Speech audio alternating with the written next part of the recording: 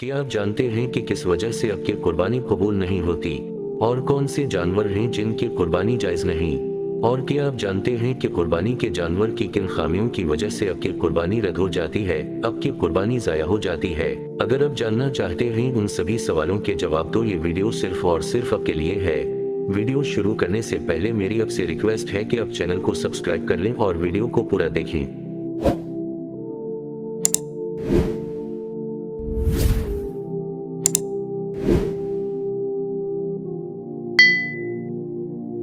अस्सलामुअलैकुम। जानवर जब अल्लाह के राह में पेश करें तो होना ये चाहिए कि अपनी जेब देखते हुए खूबसूरत से खूबसूरत और अपनी गुंजाइश से ज्यादा ना करें। हदीस में आता है कि मोटा ताज़ा दमबा जो कम अज कम 6 महीने का हो तो अल्लाह ताला इसकी कुर्बानी भी कबूल कर लेता है, और अगर आप मालदार हो तो कोई बड़ा और अच्छा जानवर भी खरीद सकते हो। हर जगह इतना खर्च कर रहे हो तो कुर्बानी के लिए भी अच्छा जानवर खरीद सकते हो। पहली बात, कुर्बानी का जानवर बेऐब होना चाहिए, ऐबदार नहीं होना चाहिए। नंबर 1, बकरा 1 साल का होना चाहिए। बकरे में 6 महीने का नहीं चलता, तो ये जहन में रखें कि बकरा कम अज कम पूरा 1 साल का होना चाहिए। चाहे इसके दांत निकले हों या ना निकले हों, खीरा हो, 2 दांत का हो या ना हो 2 दांत का, इससे फर्क नहीं पड़ता, दांत महज एक अलामत है। तो बकरे के लिए इसकी उम्र क्या है? कमरी साल, शमसी नहीं। कमरी साल में 355 दिन होते हैं। बोरा कितना हो? इतना बोरा जानवर जिसकी हड्डियों में बोगदा खत्म हो गया हो, इस बोरे जानवर की कुर्बानी भी जायज नहीं।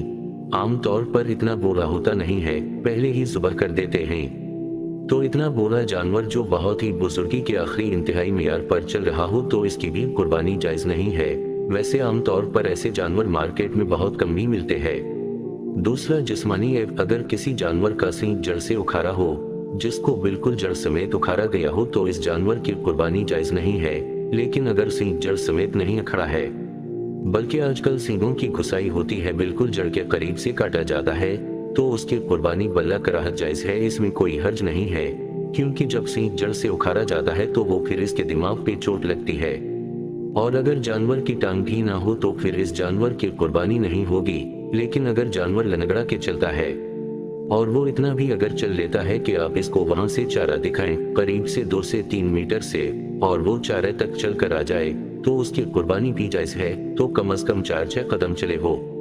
उलमा बयान करते हैं कि अगर जानवर कुर्बान गाह तक जा सकता है, फिर बेशक लगड़ा भी हो तो चल जाएगा। बाज दफा जानवर की दम भी कटी होती है, तो 1/3 दम, 1/3 दम या इससे ज्यादा अगर कटी हुई है तो कुर्बानी नहीं होगी। थोड़ी बहुत कट गई है तो कुर्बानी हो जाएगी। कान का भी यही मसला है, थोड़े से कान कट गए या पैदाइशी तौर पर कान है ही नहीं या छोड़ने हैं तो कुर्बानी जायज है। लेकिन अगर किसी ने शो के लिए आधा कान काट दिया या 1/3 कान काट दिया, बाज कहते हैं आधा कान काट दिया तो नहीं है, बाज कहते हैं कि 1/3 कान कट गया तो कुर्बानी नहीं, तो दोनों अक़वाल पर अमल करने की गुंजाइश है। बाज जानवर नाबीना होते हैं, तो अगर एक आंख की बीनाई बिल्कुल नहीं है, एक आंख से अंधा है तो कुर्बानी जायज नहीं है।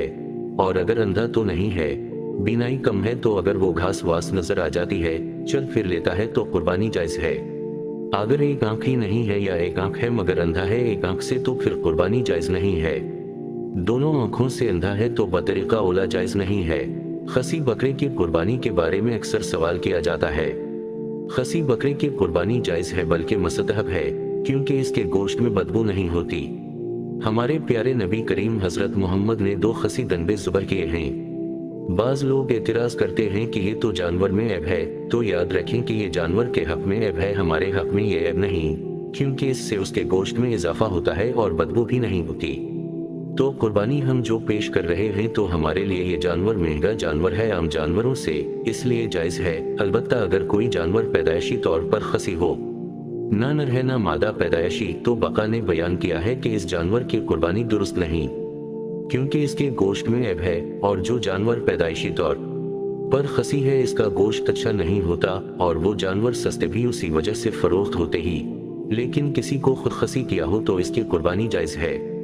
बाज़ औक़ात जानवर को जख्म लग जाते हैं, तो जो ये जख्म से कुछ नहीं होता, जख्म कोई ऐसा ऐब नहीं, वो जख्म तो भर जाता है इलाज के बाद, तो जख्मी कितना भी हो इससे कोई फर्क नहीं पड़ता। सुन हो जाता है तो कोई ऐसी बात नहीं है, तो वो दोबारा सही हो जाएगा। अगर एक आदमी का कर्जा देने का इरादा ही नहीं है, तो इसका असल ये है कि तौबा करे और कर्जे का इरादा कर ले।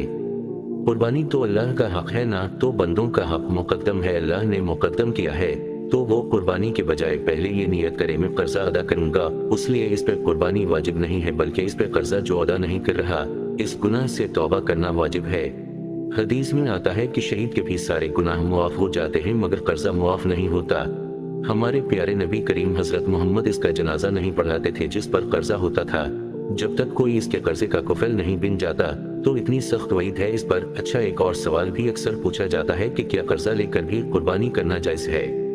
तो जी हाँ, कर्जा लेकर भी कुर्बानी करना जायज है कि बशर्तिका कि आपको कर्जे की अदायगी का मुकम्मल यकीन हो कि मेरे पास इतने पैसे हैं कि मैं अदा कर दूंगा, इसलिए कर्जा लेकर कुर्बानी करने में कोई हरज नहीं है। इस तरह की मजीद अच्छी वीडियो देखने के लिए हमारा चैनल सब्सक्राइब कर लें। और हाँ, उन बातों में कितना सच है ये तो अल्लाह ताला ही बेहतर जानता है।